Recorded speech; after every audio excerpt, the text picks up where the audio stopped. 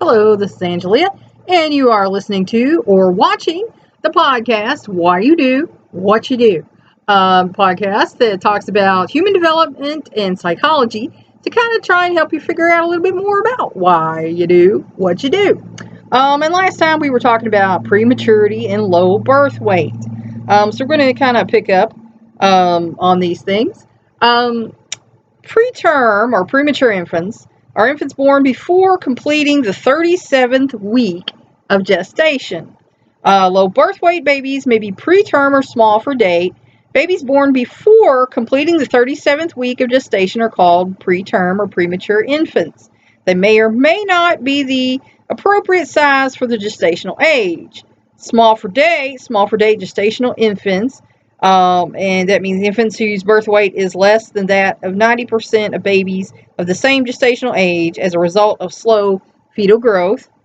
They may or may not be preterm, weigh less than 90% of all babies of the same pre-gestational age.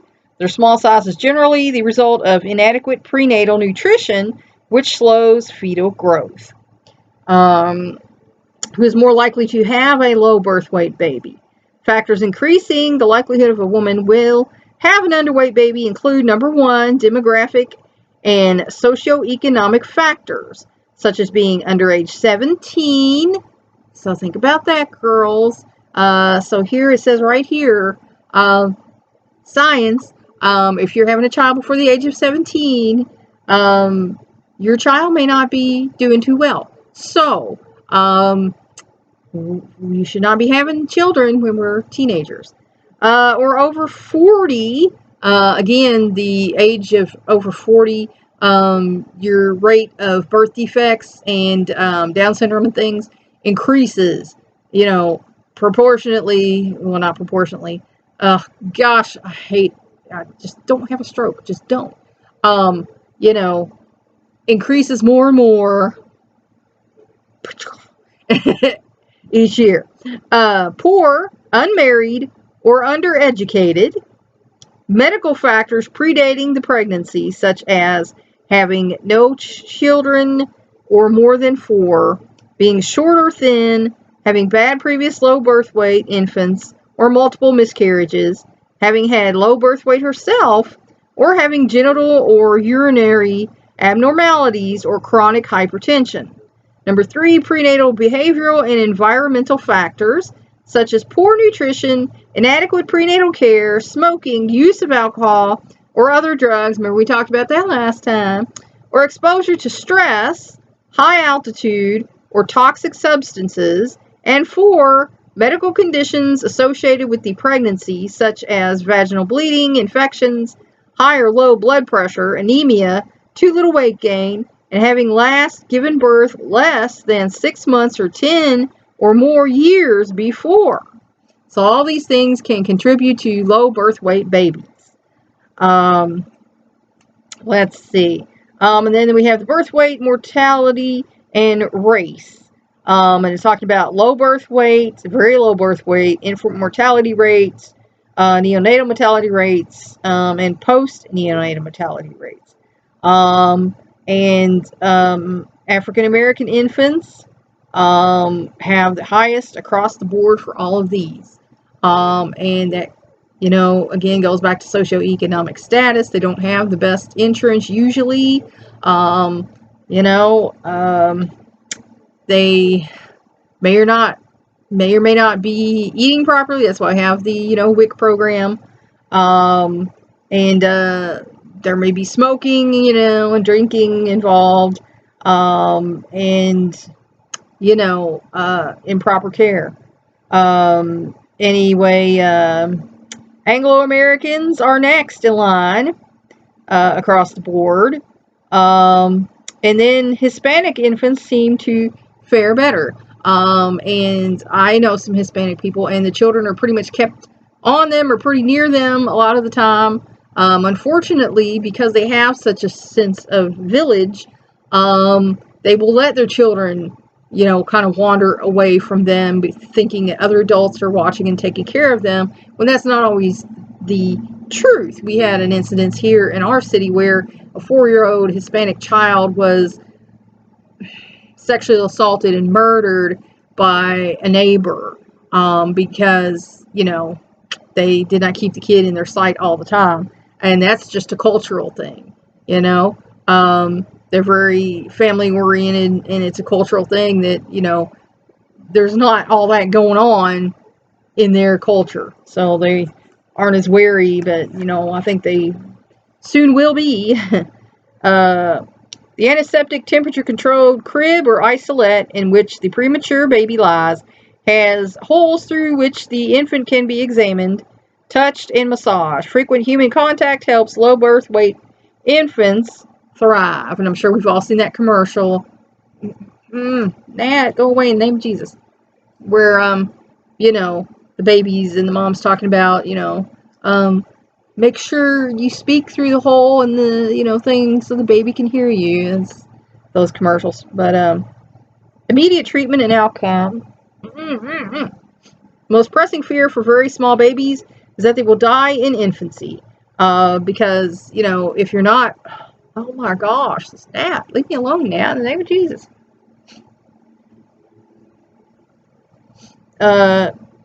Taking care of problems with these children because they are low birth weight, which means they don't have a good fat layer. Their immune system is probably not developed well. My goodness. I'm not a summer fan. I'm just not. So, you know, if you have a premature child and you notice anything off, you get them to the doctor as soon as you can. Long-term outcomes. Even if low birth weight babies survive the dangerous early days, as more and more do today, there is concern about their development because the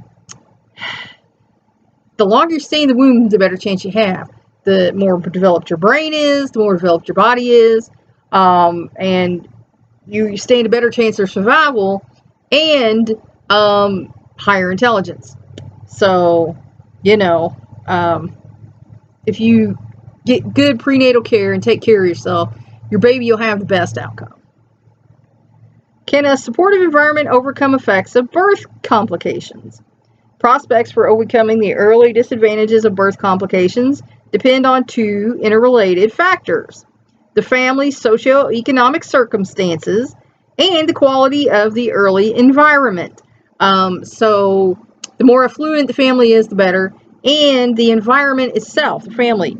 If you have a supportive family raising this child, they're going to have a better outcome than if you have, you know, not so much supportive or negative environment. The Infant Health and Development Studies. The Infant Health and Development Program followed 985 preterm low birth weight babies of various ethnic origins, most of them from disadvantaged families, from birth to age 3.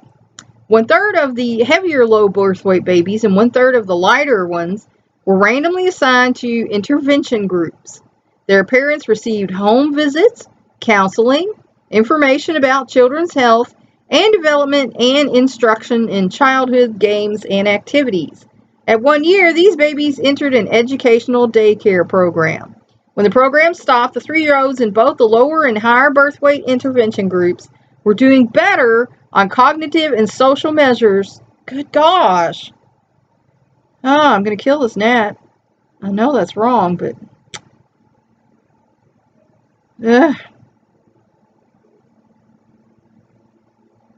were much less likely to show mental retardations and had fewer behavioral problems than control groups of similar birth weight who had received only pediatric follow-up.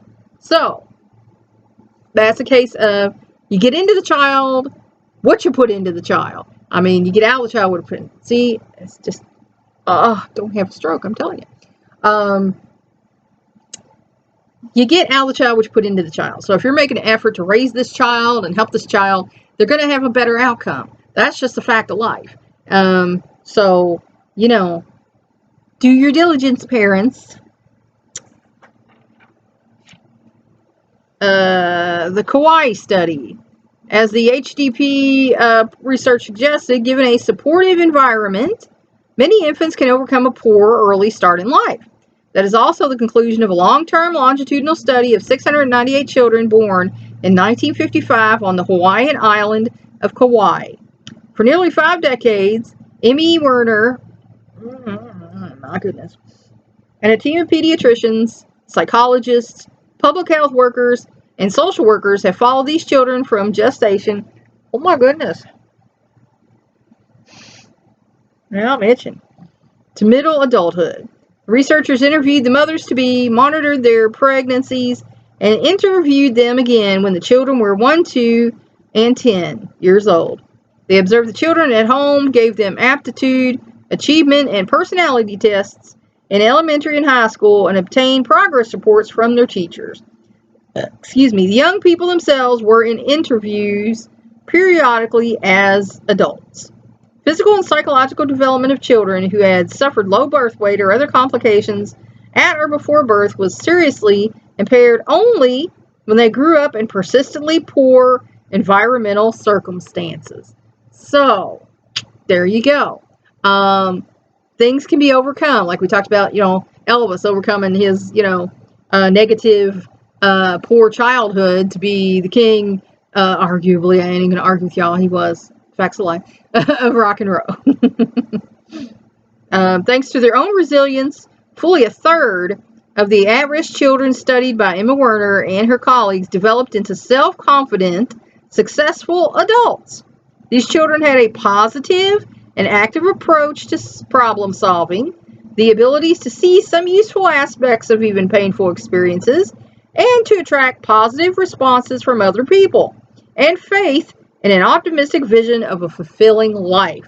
So, you can overcome anything that has happened to you. You just have to be willing to.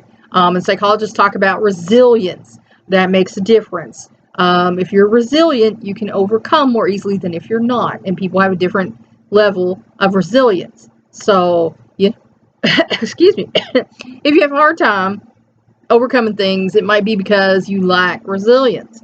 So, that's something you can look into, ways of helping yourself be more resilient and more present to that when things are happening.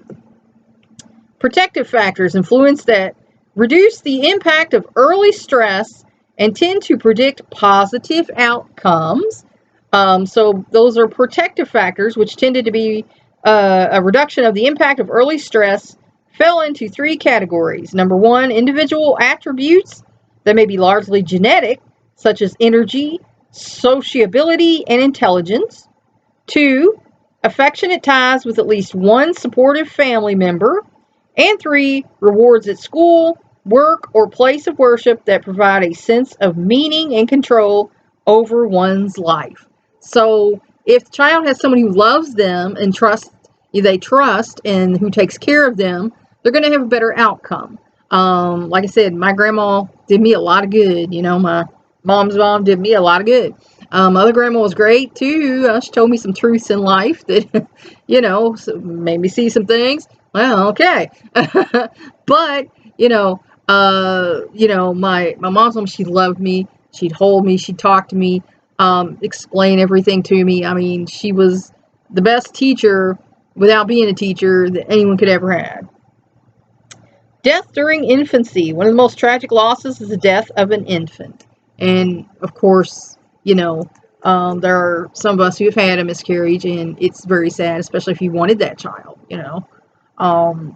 So it is one of the most saddest things. Improving infant survival. In recent decades, prospects for surviving the early years of life have improved. And that's due to proper neonatal care and obstetric care while you're pregnant. So, again, get that care, ladies, if you're pregnant.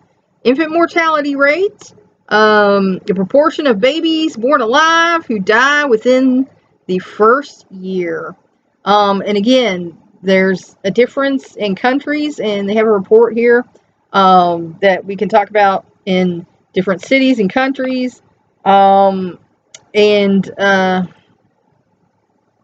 They talk about some of these largely being contributed to air quality, and we have the active, thing about SIDS here, the sudden infant death syndrome, back to sleep, or keep all the, you know, toys, blankets, and all that stuff out of there, put them in a blanket sleeper, you know, and there are countries who have not embraced this. But in Hong Kong, 3.2%. In Sweden, 3.4%. Switzerland, 3.4%. Japan, 3.6%. Norway, 4.0%. Finland, 4.2%. Singapore, 4.2%. Germany, 4.6%. Oh my gosh, I'm going to sneeze. Denmark, 4.7%. France, 4.8%. Austria, 4.9%. Australia, 5%. Czech Republic, 5.2%. Netherlands, 5.2%. Belgium, 5.5%. Canada, 5.5%. Italy, 5.5%. New Zealand, 5.5%. Israel, 5.7%. United Kingdom, 5.8%. Greece, 6.1%. Ireland, 6.2%. United States jumps to 7.2%. Portugal, 8.4%. So that's where we all stand on you know, infant mortality rates. Sudden infant death syndrome, which I just talked about, is the unexplained death of an apparently healthy infant. And like I said, they now believe that, you know, it's a breathing problem, that the child may actually suffocate. And they have talked about it seems to happen in warmer months and in colder months. So it could be that the child gets too hot, you know, and stops breathing. Could be the child gets too cold, you know. So, you know, this is something that they still don't perfectly understand. But they do know that it has to do with suffocation. So, you know, like I said, keep those things to the side of the bed when the baby's sleeping, out of the bed when the baby's sleeping. Don't have blankets underneath of them, you know, have a flat sheet underneath of them that's fitted that, you know, they can't get up around them, you know. And back to sleep. Or you can get a wedge. My baby's had the wedge, you know, where it's like a little pillow with another little side pillow, and you place them in the wedge and they're sleeping on their side, you know. So, immunization for better health. And I do believe in immunizations. I'm not going to get into the politics and the arguments on that. The diseases that the child can get are worse than the side effects that an immunization is going to give you. That's just a fact of life. Early physical development. Again, most infants to survive develop normally and grow up healthy, and some unfortunately do not. Principles of development before birth, physical growth and development follow the cephalocaudal principle, and after the proximodistal principle. According to the cephalocaudal principle, we talked about that before, remember? Growth occurs from the top down because the brain grows so rapidly before birth that newborn's baby's head is disproportionately large. I think we probably all noticed that. And then the proximodistal principle, inner to outer. Physical growth. Children grow faster during the first 3 years, especially during the first few months, than ever again in your life. Changes in proportion of the human body during growth. The most striking change is that the head becomes smaller relative to the rest of the body. The fractions indicate head size as a proportion of total body length at several ages. More subtle is the stability of the trunk proportion from your neck to your crotch. The increasing leg proportion is almost exactly the reverse of the decreasing head proportion. So as your head gets smaller, your legs get longer. And they have a little thing here, but I'm not going to show you the little thing. And actually, you know, they're showing a nude woman. So, you know, I would probably get kicked off YouTube and everything else for showing that. But influences on growth. The genes an infant inherits have a strong influence on whether the child will be tall or short, thin or stocky, or somewhere in between. So we know that genetics is the heavy on physical development. Excuse me. Growth in height and weight during infancy and toddlerhood. Babies grow most rapidly in both height and weight during the first few months of life, then taper off somewhat by age 3. Baby boys are slightly larger, on average, than baby girls. And, you know, we actually the girls actually catch up and surpass the boys in our preteens and young teens, and then the boys pass us up in their later teens. So it all evens out. Nutrition. Proper nutrition and adequate sleep are essential to healthy growth. So your child needs to eat well. You need to be feeding them healthy foods, not too much. I know a woman who decided her baby needed cereal at 3 months, even though it wasn't finishing a whole bottle. And then her baby had colic and was up all night, and she wondered why. I wonder why. So, there's got to be some common sense. When your baby can finish a whole 8-ounce bottle, then it's time to start giving them a little something more. I had a doctor who suggested you give them 2 bottles if that's what they need, and I'm like, the kid is sloshing. No. There's got to be some common sense here. Because he didn't believe you should feed a child until they were 6 months old, and that's, junk. There's a reason they start getting teeth, sooner than that. Just saying. So when your child can finish that whole 8-ounce bottle, put some cereal. Get you one of those cereal feeders. Start giving them a little something else, and then you can give them a spoon, and they'll suck off the spoon at first. They don't know how to use a spoon, but they'll figure it out. None of mine starved. They figured it out. Evidently, I figured it out, Early feeding, past and present. From the beginnings of human history, babies were breastfed. A woman who was either unable or unwilling to nurse her baby usually found another woman as a wet nurse to do it. And that's the facts of life. I feel like you should breastfeed because we do have the immunities that we pass on. It helps your child to have less allergies. And then I knew a woman who said, I wouldn't want a baby hanging off my, It's like, okay, you can still pump it out and put it in a bottle, It's a thing. So, even if you have to pump it out and put it in a bottle, you should get the baby the breastfeed. Now, if you're not making enough milk, like if your baby's drinking, the 6 ounces or 8 ounces, and you're only making 2, supplement. Give them the breast milk first, and then give them the formula that you can use. Now, I was on soy when I was a baby. 2 of mine were on soy, and only 1 of mine could take regular formula. So, again, all babies are different, but you can keep pumping and give them however many ounces you're getting, and then supplement with the formula the rest of the ounces that they're drinking. Just a little common sense there. Because, trust me, you want to dry up. You don't want to you don't want to have anything left because this is a personal thing here, but I had one breast that wasn't drying up very fast, but it was getting less than an ounce, and it would still kind of swell up and be hard and hurt. I have a feeling for dairy cows. It's like, trust me, I know they want to be milked. So go ahead and do the breastfeeding.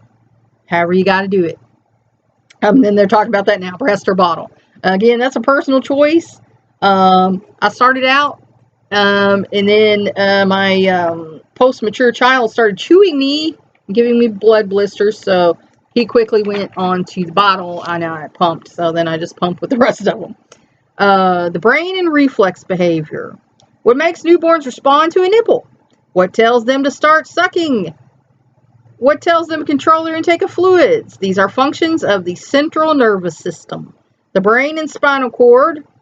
And I think I ain't gonna, y'all know what the spinal cord is. I don't have to explain that to you.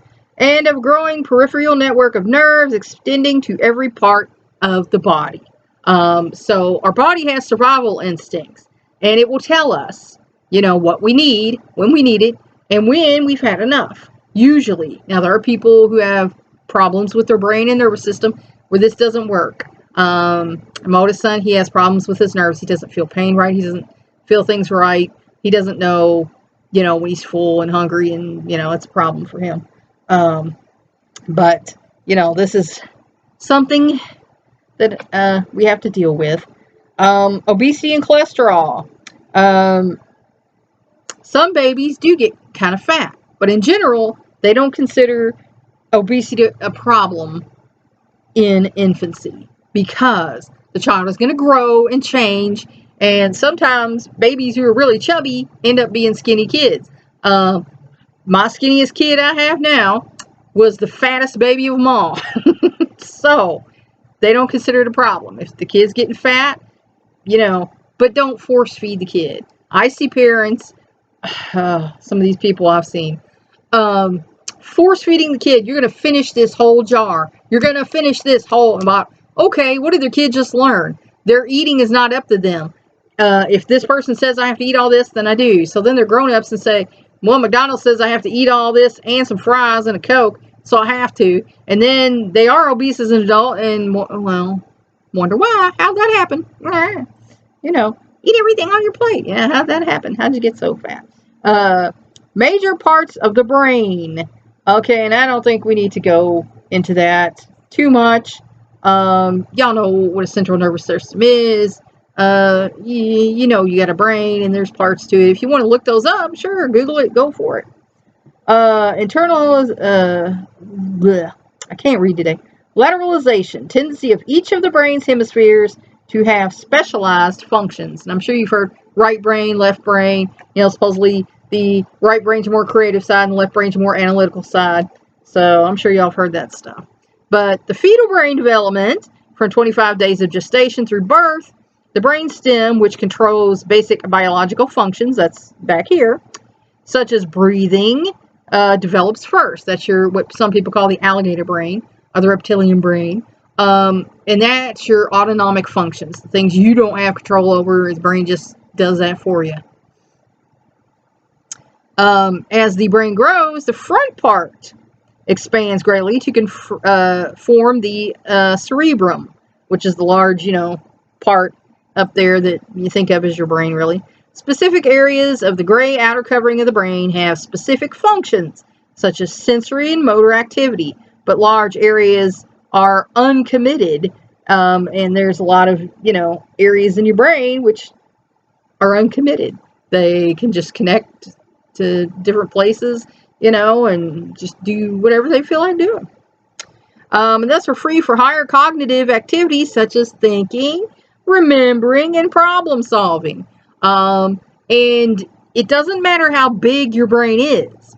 It matters the connections in the brain. And usually they say the more folds, the more connections, and they've also said that's not necessarily true either. So you can't judge, a person's brain size with their intelligence. Now, it's funny, though, that the smartest man did kind of have the biggest brain. So, there might be something to that, but in general, you can't tell that way, they say. Cerebellum, which balances the motor coordination, it grows most rapidly during the first year of life. So, that's the part back there. We go from being this little squirmy thing to children who start to think and reason, and then we can run and jump and, become a being. So it's really kind of amazing. Neurons are your nerve cells. Your brain cells are composed of neurons and glial cells. Neurons or nerve cells send the information. Glial cells support and protect the neurons. So, these are made of a kind of mylar-like material. And, it protects the connections so that you can make connections and the connections can do their job. Let's see. Parts of the brain. The brain consists of three main parts: the brain stem, the cerebellum, and above those, the large cerebrum.